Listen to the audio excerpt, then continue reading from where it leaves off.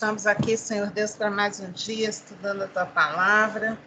Que o Senhor venha sobre nós, Senhor, nos abençoando, aliviando a nossa mente, Senhor Deus, tirando as preocupações do dia, Senhor, e deixando a nossa mente livre para que o Teu Espírito ministre ao nosso coração, Senhor. A palavra é direta, Senhor Deus, mas como ela é viva, ela cai em cada um de um jeito diferente, Senhor Deus. Que o Teu Espírito trate conosco, fale, ensine, Senhor, de um jeito fácil da gente entender, que os nossos olhos espirituais estejam abertos, os nossos ouvidos espirituais estejam atentos à Tua voz, ó Pai. Essa é a nossa oração, em nome de Jesus. Amém. Amém. Vamos lá para Gálatas 5.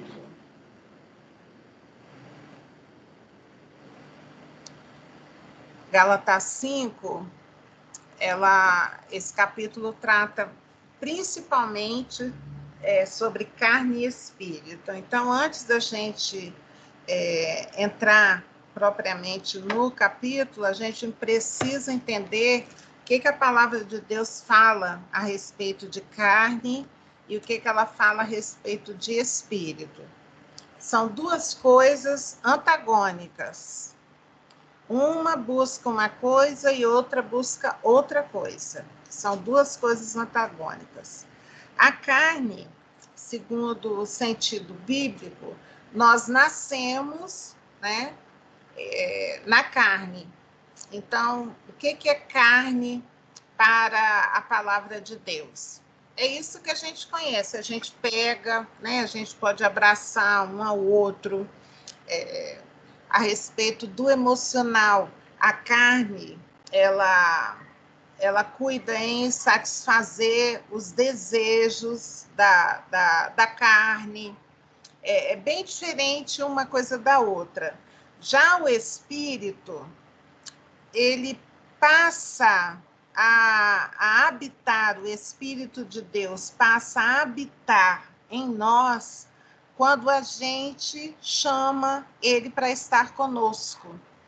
E aí, quando ele passa a habitar em nós, entra essa luta da carne com o espírito. A carne, ela batalha contra o espírito.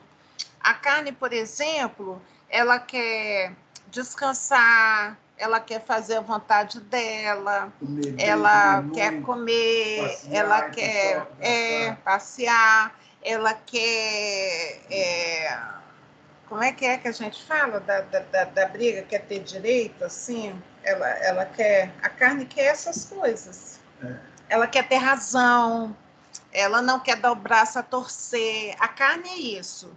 Já o espírito, quando a Bíblia fala que o espírito, ele passa a habitar em nós, que é o Espírito de Deus, as coisas de Deus já são totalmente diferentes das nossas coisas. Então, o que é que acontece? Cada vez mais, se a gente alimentar o Espírito de Deus em nós, esse Espírito que passa a habitar em nós, ele vai ficando cada dia mais forte. Mas se eu deixar o Espírito de lado e não olhar para ele, não prestar atenção nas coisas que ele me ensina, nas coisas que ele ministra, ele fica mais fraco. E é uma gangorra. Quando o Espírito está fraco, a carne está forte. Quando a carne, a minha vontade, está fraca, o Espírito de Deus que habita em mim, ele está forte. E essa é uma luta. Tem uma lenda indígena que diz que uma pergunta, né, sobre qual que é o cachorro, o lobo, né? É o lobo, né? O lobo, parece que é o lobo e o cachorro, e o índiozinho pergunta ao pajé, assim, né? Qual que é o mais forte? Qual que é o mais forte, né? O cachorro ou o lobo? E aquele líder ali, né, o chefe ali daquela tribo, ele responde assim: vai ser o mais forte aquele a quem você mais alimentar. E em relação à carne e espírito, qual que é mais forte? Aquele a quem eu alimento mais. E qual que é o mais fraco? Aquele que eu não alimento hora nenhuma. Esse é o mais fraco. E esse capítulo 5, Paulo vai falar a respeito disso, de carne, como é que eu identifico as coisas quando são da carne e o que é as coisas do espírito. A gente tem que saber que um batalha contra o outro. Não pode os dois conviverem harmonicamente no mesmo corpo. Ou o espírito prevalece na sua vida, nas suas atitudes. Como é que a gente sabe na vida da pessoa, a gente olhando o que está ganhando naquela vida ali? Se é a carne ou se é o espírito? Pelo fruto. E a gente vai estudar o que é isso. O que é fruto da carne? E a gente percebe quando tem essas coisas que são os frutos da carne estão ali prevalecendo, ou se a gente sabe que aquela pessoa, quem está ganhando naquela vida é o espírito, quando a gente percebe nela os frutos do espírito. Então, isso precisa de julgamento, assim, a gente julga, a gente precisa adivinhar. Não precisa adivinhar.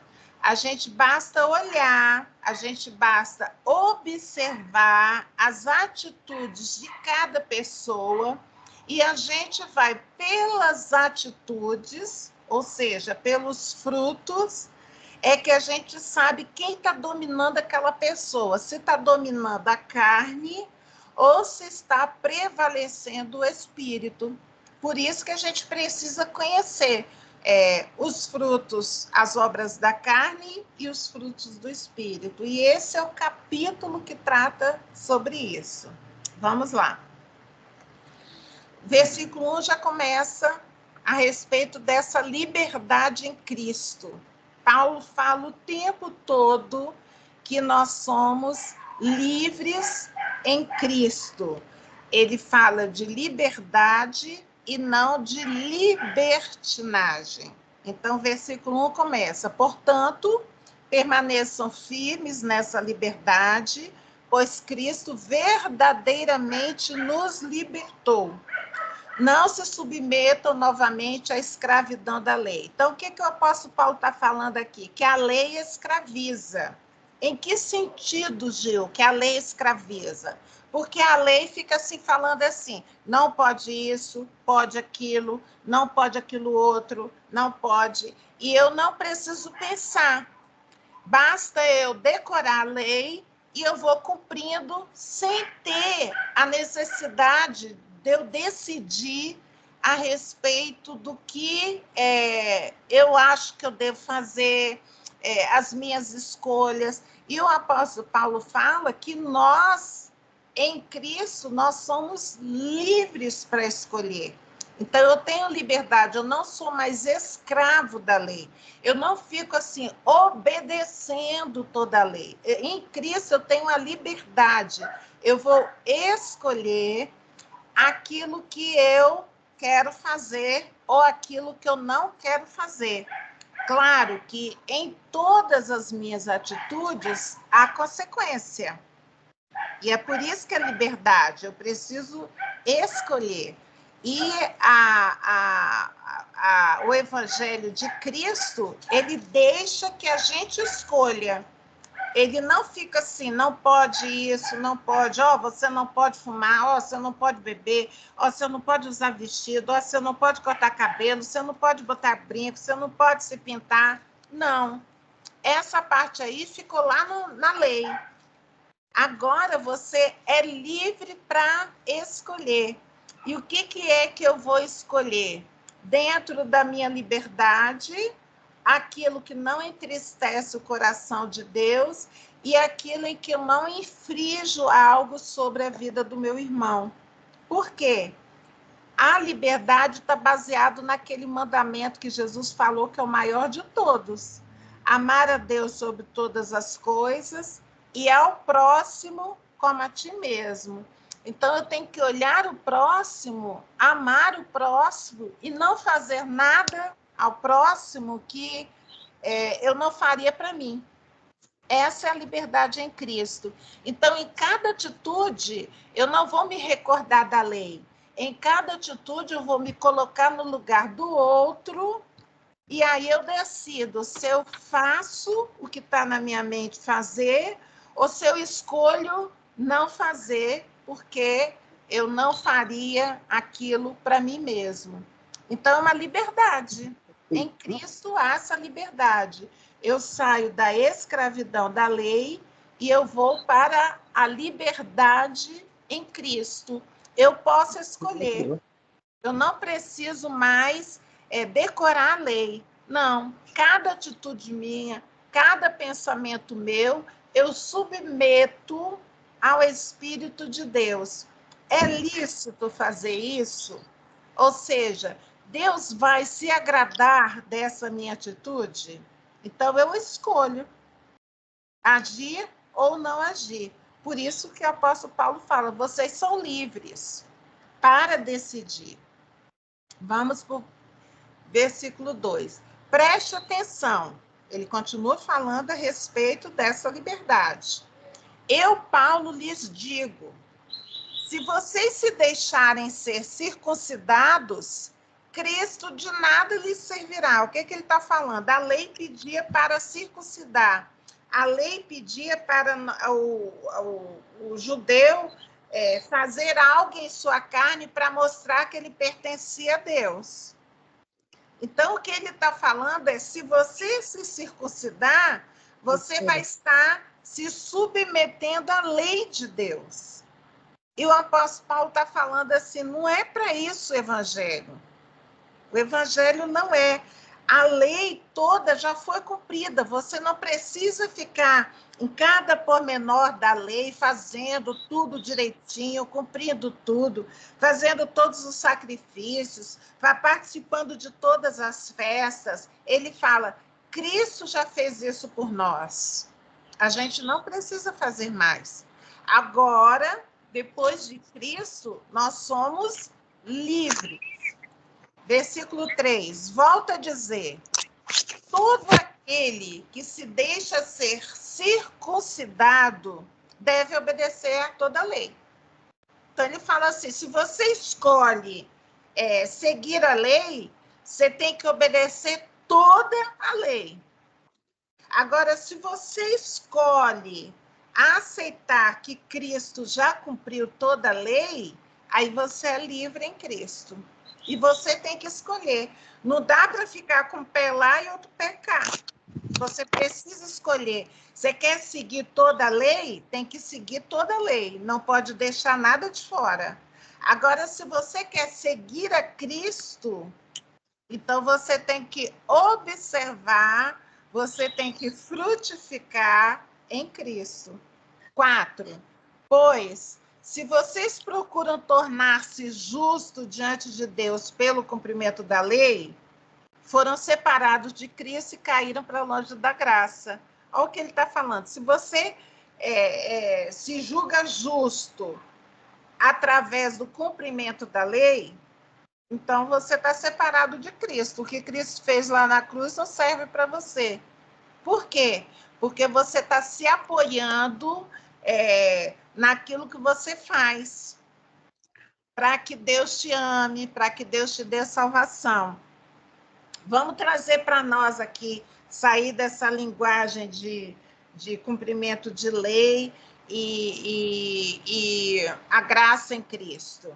Se você vive a sua vida fazendo tudo direitinho, cumprindo tudo, obedecendo a palavra de Deus em tudo, então você está apoiado naquilo que você faz.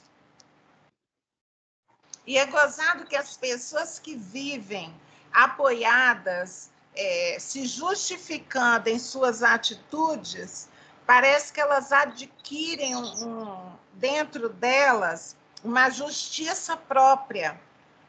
Elas se apoiam naquilo que elas fazem. Eu sou boa, eu não mato, eu não fumo, eu faço boas obras, eu dou esmola, eu visito presídio, eu vou em hospital.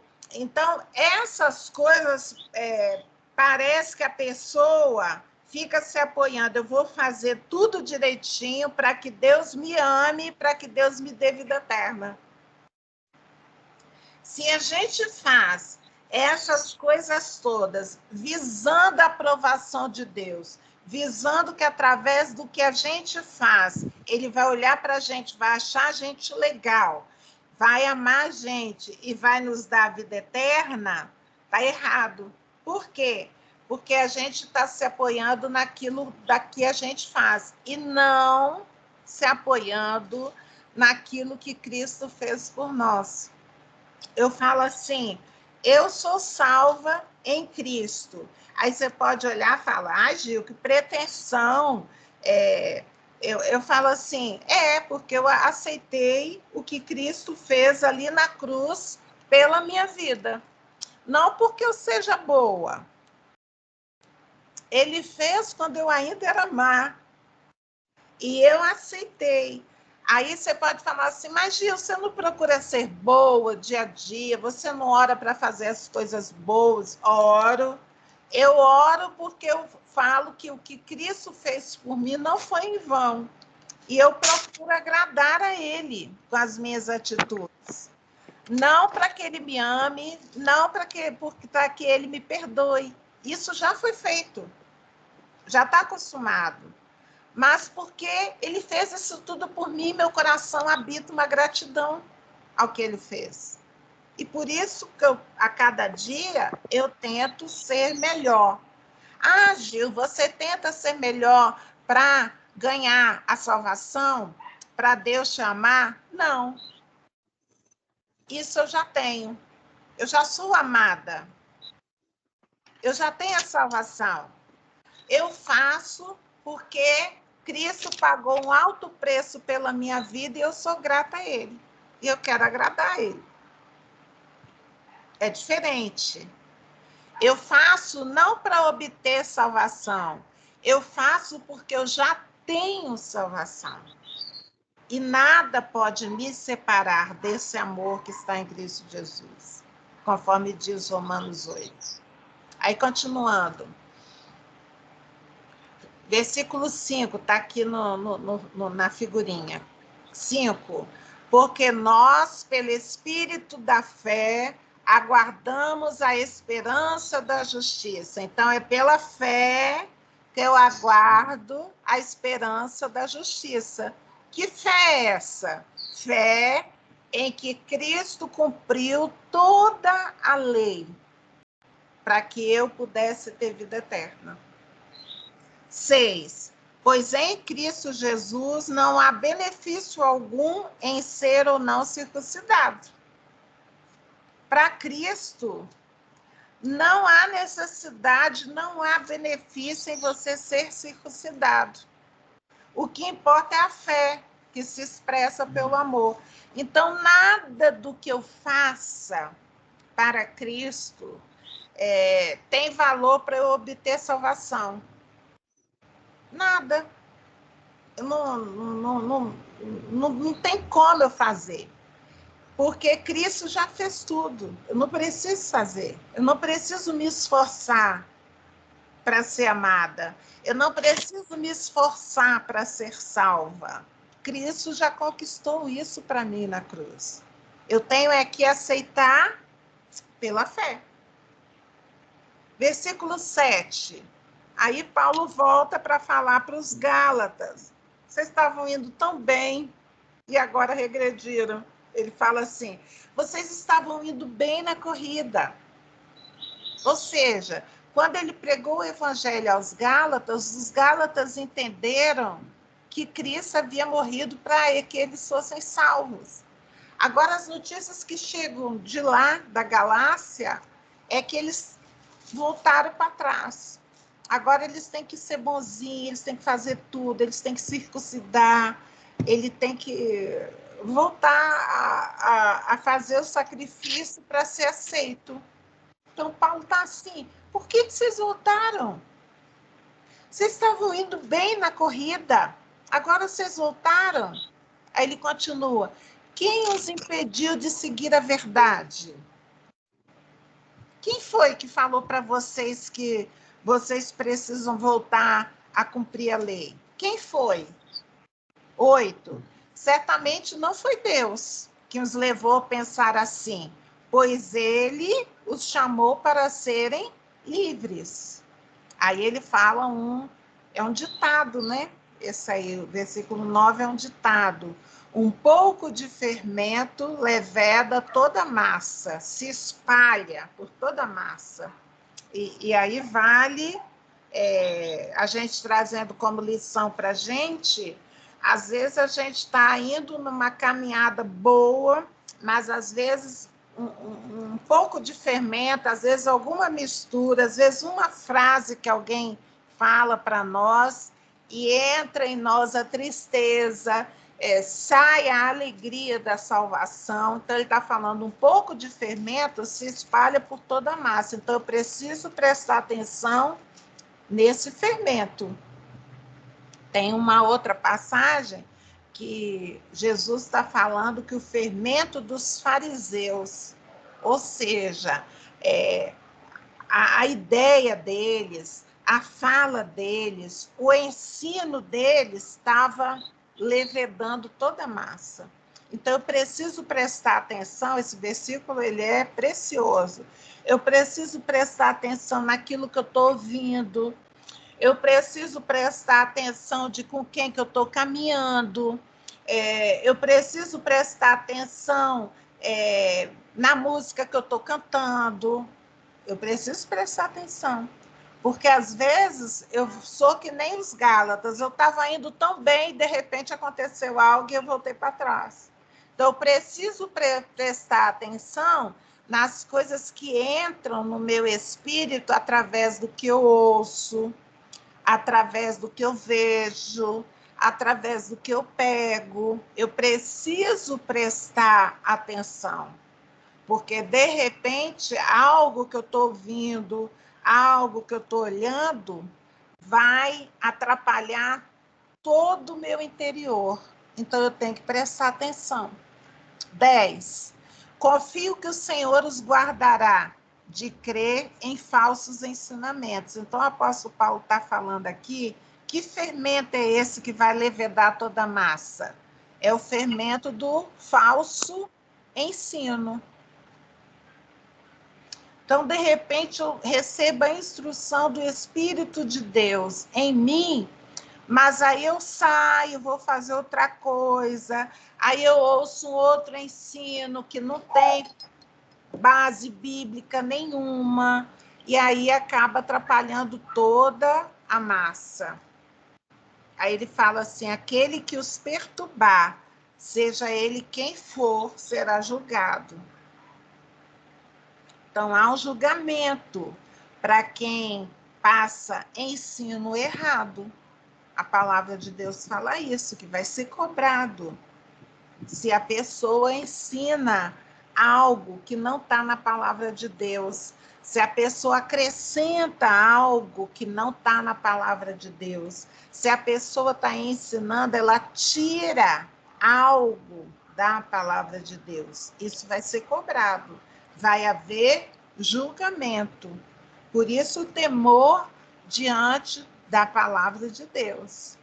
Eu aqui, estudando com vocês toda segunda-feira, eu não posso acrescentar algo ao ensino que não está na palavra de Deus. Eu não posso tirar algo que está na palavra de Deus para falar para vocês, tanto faz, deixa isso para lá. Por quê? Porque eu vou ser cobrada de Deus por fazer isso. Por isso que eu vou, aqui no ensino, eu vou lendo versículo por versículo. Eu não tiro os versículos e eu não acrescento versículos. Eu sigo o que diz a palavra. Por quê? Porque se eu não fizer assim, Deus é que vai me julgar. Deus vai pesar a mão dele sobre mim. Então, eu tenho temor a Deus, eu não faço isso. 11. Irmãos, se eu ainda prego que vocês devem ser circuncidados, aí ele está cogitando, né? Se eu chegar para vocês, tem que ser circuncidado, como dizem alguns, por que continua a ser perseguido? Ele está questionando, né? Ele está sendo perseguido porque ele fala que isso já não serve mais. Cristo já fez isso. Aí ele continua a falar, se eu não pregasse a salvação exclusivamente por meio da cruz, ninguém se ofenderia. O que ele está querendo dizer com isso? Ele está falando assim, se eu falasse o que todo mundo quer ouvir, o que todo mundo gosta, se eu minimizasse, ninguém ficaria ofendido, todo mundo ia achar bonitinho. Mas ele prega a verdade. 12. Esses sujeitos que os perturbam deveriam castrar a si mesmos. Aqui ele está falando castrar no sentido de circuncidar. Esse povo que está aí pedindo para vocês fazerem isso, eles deveriam fazer neles mesmos. Continuando, versículo 13. Porque vocês, irmãos, foram chamados para viver em liberdade. Não usem essa liberdade para satisfazer a sua natureza humana. Não use assim, eu posso tudo, eu sou livre, então eu vou fazer a minha vontade, vou fazer o que dá na minha cabeça. Não é isso. Ao contrário, usem essa liberdade que vocês têm para servir uns aos outros em amor. A gente volta naquele versículo que Jesus falou, maior versículo da Bíblia. Amar a Deus sobre todas as coisas e ao próximo como a ti mesmo. 14. Pois toda a lei pode ser resumida nesse único mandamento. Toda a lei. Ame o seu próximo como a si mesmo. Quando eu amo o meu próximo, eu não quero o mal dele. Quando eu amo o meu próximo, eu não vou defraudar o meu irmão. Eu não vou querer tirar vantagem em cima do meu irmão. Eu não vou querer que ele fique machucado por alguma coisa que eu fiz. Porque eu amo o meu próximo. 15. Mas se vocês estão sempre mordendo e devorando uns aos outros, tenham cuidado, pois correm o risco de se destruírem. Carne e espírito. 16. Por isso eu digo, deixem que o espírito guie sua vida. Assim, não satisfarão os anseios da sua natureza humana. Ou seja, a gangorra, deixe que o espírito guie, e aí não vai satisfazer os desejos da carne. A carne fica lá embaixo, a carne não é alimentada. 17.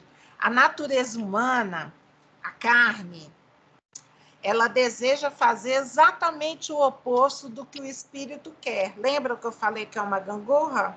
Eles estão em lado diverso. E o espírito nos impele na direção contrária àquela desejada pela natureza humana, pela carne. O espírito está contrário. Essas duas forças, carne e espírito, se confrontam. Elas militam, elas brigam o tempo todo, de modo que vocês não têm liberdade de pôr em prática o que intentam fazer. Quando, porém, vocês são guiados pelo Espírito, vocês não estão debaixo da lei, vocês estão debaixo da liberdade. Então, o apóstolo Paulo está falando assim, sempre vai ter essa briga. Sempre vai ter essa briga. Eu falo assim, enquanto eu estou nesse meu corpo vai de vez em quando, querer mandar na minha vida.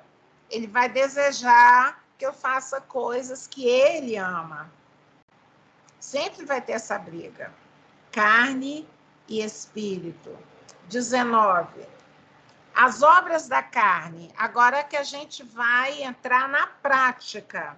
Você vai poder se examinar e até olhar em volta, assim, das pessoas que te cercam, se elas têm algumas dessas coisas aqui, essas coisas que estão descritas aqui no versículo 19, 20, 21, essas coisas aqui são coisas que vêm de quem está dando razão à carne. Todas essas aqui. Aí a gente vai ler, enquanto a gente lê, você se examine. Você examine quem está próximo a você, as suas amizades, aquelas pessoas que você tem dado crédito para ouvir, para prestar atenção no que essa pessoa fala. Se você vê muitas dessas características na vida dessa pessoa, cuidado, porque um pouco de fermento leveda toda a massa. Se eu fico convivendo com as pessoas que o tempo todo demonstram essas características aqui desses versículos 19, 20 e 21, se eu convivo 24 horas com pessoa que tem essas características, provavelmente, de alguma maneira, eu vou estar produzindo também essas características na minha vida. E também não só olhar para o outro, mas olhar para mim. Será que em mim ainda tem alguma dessas coisas? Se tiver, eu preciso calar isso em minha vida. Então, preste atenção, sinais. Aqui não é o Espírito Santo que vai te revelar, aqui não é o discernimento espiritual, o Espírito de Deus vai vir e vai falar, olha isso, essa pessoa está isso. Não precisa disso. Basta você prestar atenção nessas características aqui que você vai saber se a pessoa está sendo conduzida pela carne ou não. Então, 19 diz assim, quando segue os desejos da natureza humana, da carne, os resultados são extremamente claros. É bem claro. Olha quem segue os desejos da carne, o que tem na vida dessa pessoa? Imoralidade sexual. A pessoa ama. Ou a pessoa, quando o outro está fazendo, a pessoa está assim, eu acho muito legal isso, ela tem liberdade para fazer. A pessoa não sente asco. Às vezes ela nem pratica, mas ela não condena. Ela acha legal. Então, imoralidade sexual, impureza, sensualidade. Vão prestando atenção nas características. Idolatria. E idolatria aqui não é só lá para o santo, não, hein? Às vezes a pessoa idolatra o filho, às vezes a pessoa idolatra o marido, às vezes a pessoa idolatra um carro, às vezes a pessoa idolatra o trabalho.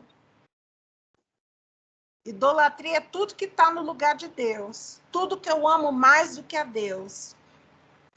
Idolatria. Feitiçaria. Hostilidade. Discórdia. Se vocês veem muito isso na vida da pessoa, ela está vivendo na carne e não no espírito. Ciúme, acesso de raiva, ambição egoísta, dissensões, divisões, inveja, bebedeira, festanças desregradas e outros pecados semelhantes. Entendeu? Se tiver muito isso aqui na vida da pessoa, essa pessoa está prezando mais a carne, ela mesma, do que a Deus. Aí vem o apóstolo Paulo ainda completa. Repito o que disse antes. Quem pratica essas coisas não herdará o reino de Deus. Não são todas juntas. Às vezes, uma dessas coisas, se você está praticando, peça a Deus para tirar isso de você. E colocar o contrário disso aí na sua vida. Continuando. Frutos do Espírito. Assim como tem a obra da carne, aquelas características, também a gente pode olhar e observar na vida da pessoa pontos, qualidades que tem que provam que a pessoa está pendendo para o Espírito de Deus, pois nela tem fruto. Nela aparecem essas características. Será que essas características estão na tua vida? Será que essas características estão nas pessoas com quem você tem andado? 22. Mas o Espírito produz esse fruto: amor, alegria, paz, paciência, amabilidade, bondade, fidelidade, mansidão e domínio próprio. Gil, está faltando em mim domínio próprio, está faltando em você o fruto do Espírito. Gil, eu tenho tudo, eu tenho amor, alegria, tenho paz, mas não tenho paciência. Está faltando para você o fruto do Espírito. Gil, eu tenho paz, eu tenho domínio próprio, mas eu não sou mansa. Está faltando para você o fruto do Espírito. O fruto do Espírito é um só. Não tem essa coisa assim, eu preciso muita paciência. Não, você está sem fruto. Eu tenho que ter domínio próprio. Você está sem fruto. Porque o fruto do Espírito é isso tudo junto. 24. Aqueles que pertencem a Cristo Jesus crucificaram as paixões e os desejos de sua natureza humana. Então, uma característica daqueles que estão em Cristo Jesus é que eles crucificaram a carne e eles estão produzindo fruto. Falando aí.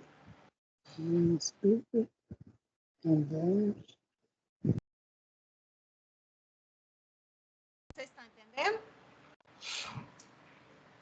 Então, não nos tornemos orgulhosos, provocando e invejando uns aos outros. Então, o que o apóstolo Paulo fez aqui, nesses últimos versículos? Ele separou.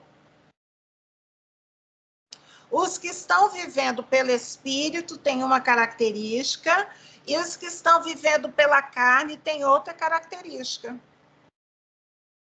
Então, nesse estudo hoje, tem dever de casa. Você vai voltar em Gálatas 5 e vai passar nesses versículos aqui, do 19 até o 25. E vai se examinar. Peraí, eu estou produzindo isso. Por quê? Porque lá no dia em que a gente vai comparecer diante de Deus, vai ter um dia que todos vamos comparecer. Ele vai olhar para nós e ver se em nós tem fruto do Espírito ou se tem obra da carne.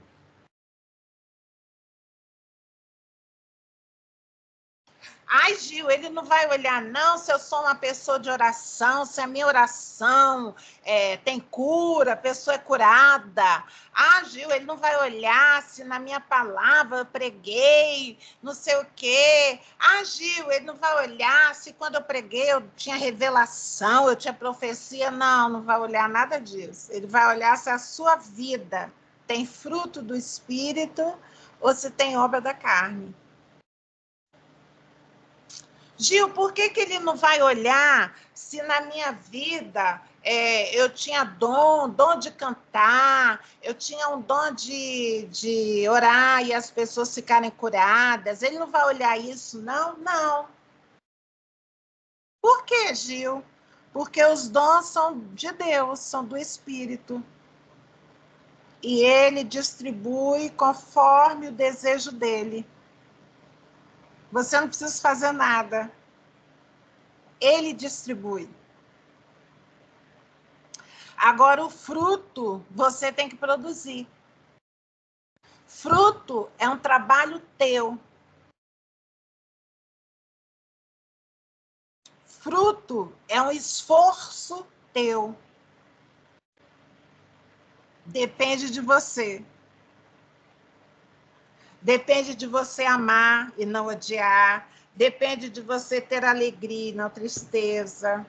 Depende, você precisa se esforçar. Perdoar, não guardar mágoa. Isso depende de você. Agora, os dons são de Deus. Por isso que tem uma palavra que diz na palavra de Deus, que fala naquele dia, Senhor, Senhor, em teu nome expulsamos demônio, falamos em línguas. Aí o Senhor vira para eles e fala assim, para trás de mim que eu não vos conheço. Quem Deus vai conhecer naquele dia? Quem tem o fruto do Espírito Santo nele. Esse aqui é conhecido de Deus, porque esse aqui demanda de esforço nosso. Eu escolho ter domínio próprio e não me exaltar. Eu escolho ser mansa e não braba. Eu escolho ser fiel. Eu escolho ser bondosa. Eu escolho ter paciência. Eu escolho ser amável e não desamável. Eu posso escolher com as minhas atitudes, dia a dia, momento a momento. Na minha lida com as pessoas ao meu redor, aqui com a Adalberto, na rua, eu escolho produzir fruto do Espírito. É um esforço meu produzir. Por quê? A minha carne não quer nada disso. A minha carne quer devolver na mesma moeda. A minha carne é, se a pessoa fez algum mal para mim, eu quero que ela também sofra. Isso é o que a minha carne quer. Mas quando eu escolho produzir fruto do Espírito em mim, Deus olha e vê o esforço que eu estou tendo em parecer com Ele. É isso que vai contar no dia quando a gente se apresentar diante de Deus. É o fruto do Espírito. Por isso eu aconselho você, dever de casa, a estar dando uma olhada nesses versículos do capítulo 5 de Gálatas, do 19 até o 25. Ou 26. E olhar e ver o que tem mais em você. Sublinha lá de lápis, bota assim o que você está tendo e que não é para ter. E bota assim, de caneta, se circula de caneta o que você já tem. Já é natural em você, que você precisa ter. Você precisa produzir fruto do Espírito. É fácil produzir fruto do Espírito? Não. Não é fácil. Não é fácil você ser amável com quem só quer o teu mal. Não é fácil você se dominar o teu espírito, ter domínio próprio, quando a tua vontade está de levantar a mão e avançar em cima da pessoa que está falando mal de você. Mas é uma escolha. Então, fique como dever de casa. Isso aí. Acabou aí. Ok. Deixa eu voltar lá e parar essa gravação aqui.